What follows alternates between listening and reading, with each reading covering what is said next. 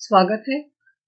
इस वीडियो में हम थर्ड सेमेस्टर बीकॉम का मॉडल क्वेश्चन पेपर डिस्कस करेंगे और मॉडल क्वेश्चन पेपर के लिए प्रीवियस ईयर का क्वेश्चन पेपर लिया है, जिससे आपको अच्छी तरह समझ में आ जाए कि प्रश्न किस प्रकार आते हैं, क्वेश्चन कैसे होते हैं और फॉर्मेट क्या होता है। तो यहाँ आप देख रहे हैं थर्ड सेम बीकॉम कविता संग्रह है, सरकारी पत्राचार और पारिभाषिक शब्दावली इसका सिलेबस है। और यह प्रश्न पत्र का टाइम है 2.5 आवर्स। टोटल मार्क्स है 60। तो प्रश्न पत्र में सबसे पहला प्रश्न आता है, निम्नलिखित प्रश्नों का उत्तर एक शब्द या वाक्य में लिखिए। तो यहाँ आप देख रहे हैं कि एक एक अंक के लिए 10 प्रश्न पूछे गए हैं और 10 प्रश्न के उत्तर लिखने हैं, जिनका उत्तर आपको एक शब्द या वाक्य में लिखना है। तो हम देखते हैं कि अगर उत्तर शब्द में लिखने से पूरा होता है तो आपको वाक्य लिखने की आवश्यकता नहीं है। यहाँ आप प्रश्नों और उत्तर दोनों साथ साथ देख रहे हैं। पहला प्रश्न है, नदियां सब जलकर क्या हो गई? उत्तर है कोयला। और यह पूछा गया है साखी से। सीता और राम का आतिथ्य कौन करता है? मुनिवर। या रामायण से लिया गया है।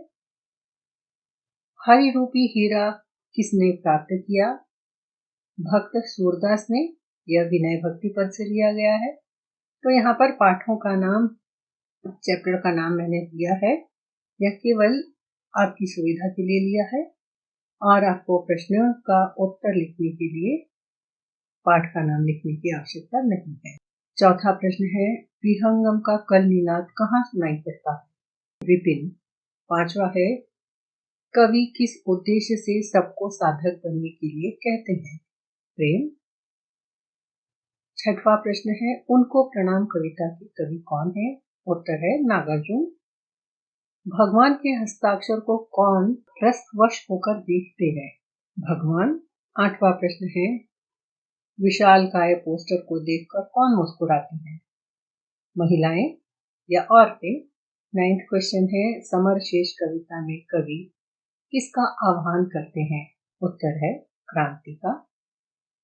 10वां प्रश्न है, विज्ञापन से दूर रहने वाले व्यक्ति कौन थे? साहसी। तो यहाँ हमने देखा पहला प्रश्न पूरा हुआ। दूसरा प्रश्न आता है। दूसरा प्रश्न हम देखते हैं, निम्नलिखित पद्यांशों का ससंदर्भ भाव समझाइए। तो इसमें आपको अ और आ दो प्रश्न है और अ में दो प्रश्न है, जिसमें से एक करना है। दो ऑप्शन है आपको। और आ जो प्रश्न है दूसरे प्रश्न का, उसमें फिर दो ऑप्शन है, जिसमें से एक करना है। तो यहाँ आपको अ और आ में से दोनों में से एक एक प्रश्न करना आवश्यक है। आप ऐसा नहीं कर सकते हैं कि अ में से ही दोनों प्रश्नों के उत्तर लिख दिए जाए या आ में से ही दोनों प्रश्नों के उत्तर लिख दिए जाए। ऐसा आप नहीं कर सकते हैं। दोनों में से एक एक प्रश्न का उत्तर लिखना है, जो होगा 7 अंक के लिए 2 प्रश्न 14 मार्क्स का होगा। तो यहाँ आपको फॉर्मेट दिखाया गया है। फॉर्मेट समझाने के लिए एक ही प्रश्न लिया गया है। अब जैसे आप दूसरे सेक्शन का हमने प्रश्न यहाँ लिया है आ का, और आ में से हम पहला वाला लिख रहे हैं और आ में भी दो प्रश्न हैं, जिसमें से आप कौन सा कर रहे हैं यह ठीक तरीके से समझ में आने के लिए हम यहाँ संकेत लिखते हैं। और संकेत में पंक्ति की शुरुआत के 2 शब्द लिख सकते हैं और अंतिम 2 शब्द लिखकर बीच में खाली स्थान छोड़ सकते हैं। और उसके बाद बिंदु आता है प्रसंग। प्रसंग में हमें लिखना होता है कि यह कविता की जो पंक्तियां हैं वह कौन सी किताब में संकलित है। तो आप यहाँ किताब का नाम लिखेंगे कि यह पंक्तियां कवितांजलि में संकलित कविता गोकुल सौंदर्य से ली गई है और कवि अयोध्यासी उपाध्याय हरिऔध। उसके बाद होगा संदर्भ। संदर्भ में लिखा जाएगा कि यह पंक्ति क्यों लिखी गई है, कौन कह रहा है, किससे कह रहा है। तो कृष्ण के स्वागत में प्रकृति के सौंदर्य को बताया गया है।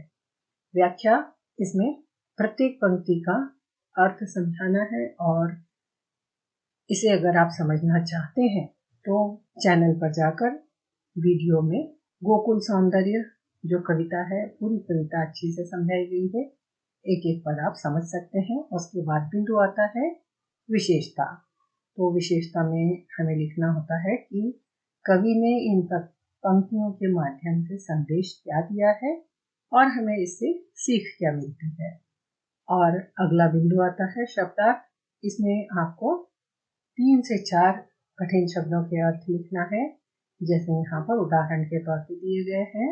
अचल, तो यहाँ हम देखते हैं पहला ही शब्द है अचल इस कविता में, उसका अर्थ है पर्वत, बादल, पौधे, गर्मी, सूरज। तो इस प्रकार हम देखते हैं दूसरा प्रश्न इस प्रकार लिखा जाएगा, यह आप अच्छी तरह समझ गए होंगे। अब हम प्रश्न पत्र में पूछा जाने वाला तीसरा प्रश्न देखते हैं, जो इस प्रकार है, किसी एक कविता का सारांश लिखकर उसकी विशेषताओं पर प्रकाश डालिए। जो आपको 2 में से एक प्रश्न करना है, जो 16 मार्क्स के लिए होता है। तो यहाँ पर प्रश्न पत्र में 2 कविताएं दी गई है, जिसका सारांश लिखकर विशेषता बताना है। एक का दूसरा है उनको प्रणाम। तो यहाँ पर हमने दूसरा प्रश्न लिया है, तो मार्जिन में बहुत स्पष्ट तरीके से आप लिखेंगे। तो सेकंड शीर्षक है उनको प्रणाम। यहाँ यह फॉर्मेट है और उनको प्रणाम कविता कहाँ संकलित है ये बताएंगे कि यह जो शीर्षक है वह कवितांजलि में संकलित कविता उनको प्रणाम है। इसके कवि नागार्जुन है। और उसके बाद बिंदु आता है, सेकंड पॉइंट है कवि परिचय। तो इसके कवि है नागार्जुन, उनका संक्षिप्त परिचय देंगे, उनका जीवन काल, उनकी शिक्षा, उनकी अन्य रचनाएं, उन्हें सम्मान पुरस्कार मिला है वो आदि आप संक्षिप्त रूप में लिखेंगे। और उसके बाद पूरी कविता का सारांश समरी लिखना होगी। और आपको इस कविता दोनों कविताओं की समरी अगर विस्तार से देखना है, सुनना है, समझना है, तो आप चैनल पर जाकर यह कविता देख सकते हैं। उसकी समरी और एक एक पदों की व्याख्या दी गई है। उसके बाद बिंदु आता है विशेषता। तो विशेषता में आपको कवि ने क्या संदेश दिया है और इस कविता से हमको क्या सीख मिलती है, यह लिखना होगा।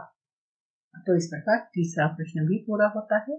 अब हम आगे बढ़ते हैं। प्रश्न पत्र में चौथा प्रश्न आता है, किसी एक विषय पर टिप्पणी लिखिए, जिसमें आपको 2 ऑप्शन दिए जाएंगे, 2 में से कोई एक लिखना है और एक प्रश्न होता है 5 अंक के लिए, 5 मार्क्स के लिए।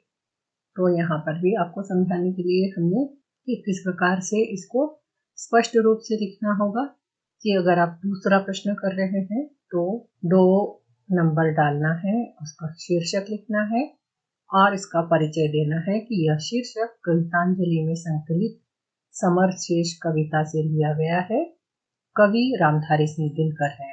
और इस प्रश्न के उत्तर में सिर्फ जो पूछा है वही लिखना है कि कवि ने आजादी मिलने के बाद भी देश की जनता की दुर्दशा का वर्णन किया है कि देश के कुछ ही लोगों को स्वतंत्रता का सुख मिला है, पूरी आजादी के लिए युद्ध अभी बाकी है, अपने अधिकारों की लड़ाई अभी बाकी है, इसे समझाकर लिखना है। समर का अर्थ है युद्ध, शेष का अर्थ है बाकी। तो इस प्रकार चौथा प्रश्न भी पूरा होता है। तो यहाँ आपको इस बात का ध्यान रखना है कि ऐसे तो यह कविता बहुत बड़ी है, लेकिन इसमें से विशेष बातों को ही आपको टिप्पणी में लिखना होता है। और आप पूरी पाठ्य सामग्री देखना चाहते हैं इस कविता की, तो चैनल पर जाकर देख सकते हैं, पूरे विस्तार से यह कविता एक्सप्लेन की है। अब हम आगे बढ़ते हैं। अब हम 5वां प्रश्न देखते हैं, जो है पत्र लेखन। तो यहाँ पर आपको 2 प्रश्न दिए जाएंगे, 2 में से एक प्रश्न लिखना है और 10 अंक के लिए एक प्रश्न होता है। तो यहाँ अगर आप पहला प्रश्न कर रहे हैं तो पहले प्रश्न में आपको परिपत्र लिखना है। तो आप यहाँ पर जैसा दिखाया गया स्क्रीन पर कि हेडिंग में परिपत्र लिखेंगे। और अगर आप दूसरा प्रश्न कर रहे हैं जिसमें राज्य में संपन्न हो रही राष्ट्रीय शिक्षा नीति की प्रगति का विवरण मांगते हुए भारत सरकार को शिक्षा मंत्रालय की ओर से अवर सचिव शिक्षा मंत्रालय कर्नाटक सरकार के नाम एक सामान्य सरकारी पत्र लिखिए है। तो इसमें पत्र कौन सा लिखना है? सामान्य सरकारी। तो यहाँ पर आपको हेडिंग में डालना होगा सामान्य सरकारी पत्र। और खास बात हेडिंग में डालने की हमारे लिए यहाँ पर है कि यह स्पष्ट रूप से समझ में आए कि आप दो में से कौन सा प्रश्न का उत्तर लिख रहे हैं। तो यहाँ पर आप देख सकते हैं कि हम पहले प्रश्न का उत्तर यहाँ पर आपको समझाने के लिए बता रहे हैं। तो हेडिंग में लिखा गया है, शीर्षक में लिखा गया है परिपत्र। यहाँ फॉर्मेट आप देख सकते हैं, पत्र संख्या, प्रेषक, उप सचिव, स्वास्थ्य मंत्रालय, कर्नाटक सरकार, बेंगलुरु, कि किसकी तरफ से पत्र लिखना है, विषय लिखा जाएगा। और यहाँ पर जो पत्र में पूछा गया है वह डिटेल दिए गए हैं, आप देख सकते हैं। और राइट हैंड पर कॉर्नर में लिखा जाएगा किसकी तरफ से पत्र लिखा गया है। फिर यह बहुत जरूरी है, परिपत्र जो होता है वह एक ही पत्र कई लोगों तक पहुंचाया जाता है, विभागों तक पहुंचाया जाता है। तो यहाँ आप देख रहे हैं कि प्रतिलिपि मतलब फोटोकॉपी निम्नलिखित को सूचना और आवश्यक कार्यवाही के लिए प्रेषित मतलब भेजी गई है। तो यहाँ आप देख सकते हैं लिस्ट बनाई गई है। तो आप इस प्रकार 3-4 विभाग के नाम लिख सकते हैं जो प्रश्न से संबंधित हो। तो इस प्रकार हमने देखा कि यह फॉर्मेट भी आप देख चुके हैं, समझ गए हैं और इसकी हर बारीक बात आपको समझा दी गई है। और छठवां प्रश्न आता है, हिंदी में अनुवाद कीजिए। पारिभाषिक शब्दावली का हिंदी में अनुवाद आपको करना है, जो 5 शब्द दिए जाएंगे एक एक अंक के लिए और 5 ही शब्दों के अनुवाद आपको करनी है। तो पहला है टेंडर नोटिस, हिंदी अनुवाद है निविदा सूचना, प्रेस कम्युनिक्यू, प्रेस विज्ञप्ति, कैश सेल नगद बिक्री, मार्केट प्राइस बाजारी कीमत, टैक्स पे करदाता। तो इस प्रकार यह 60 मार्क्स का प्रश्न पत्र यहाँ पूरा होता है कि किस प्रकार से प्रश्न पत्र सॉल्व किया जाना चाहिए और जो भी सूचनाएं, आदेश, निर्देश दिए जाते हैं उनका पालन करना जरूरी होता है।